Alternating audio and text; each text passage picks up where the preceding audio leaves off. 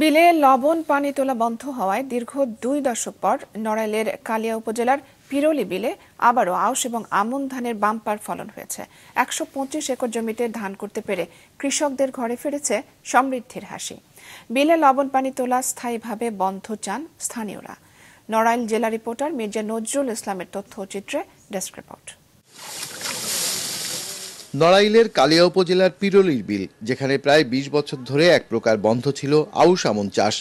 স্থানীয় প্রভাবশালীরা চিত্রা নদী sluice gate খুলে দিয়ে বিলে পানি ঢুকাতো, তুলতো লবণ পানি। কৃষকদের দেখাতো নদীর মাছ ধরার প্রলোভন।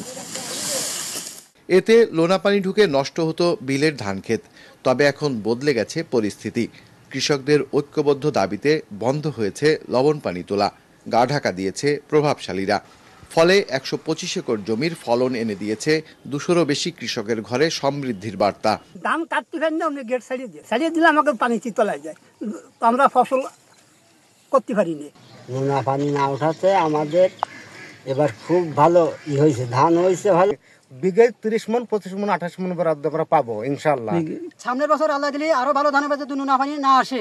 গেট যদি কন্ট্রোল থাকে তাহলে আমরা বিলি নাঙ্গল চালাতে পারবো, কিষান বেচ করবো, ধান কাটতে পারবো। ধানের পাশাপাশি এখন মিলছে মিষ্টি পানির মাছও। কৃষকের স্বার্থে এই ধারা অব্যাহত রাখার দাবি স্থানীয়দের। পিরোলি চন্দরপুর বাসী সম্মিলিত প্রচেষ্টা, সিদ্দিপশা ইউনিয়নের চেয়ারম্যান আবুল কাশেম সাহেব ও সুবড়া ইউনিয়নের চেয়ারম্যান জহুরুল হক সাহেব সার্বিক সহযোগিতা করেছেন। এই ল্যান্ড ইউজ কনফ্লিক্ট নিরসনে আমাদের যে লাইন ডিপার্টমেন্ট ছিল, উপজেলা কৃষি অফিস, মৎস্য অফিস এবং পানি উন্নয়ন বোর্ড, তারা যৌথভাবে কাজ করছে, ফলে এটা সম্ভব হয়েছে। এবারে ধানের বাম্পার ফলনের সাফল্য ধরে রেখে সামনে আউশ ও আমনের চাষের স্বপ্ন দেখছেন কৃষকরা।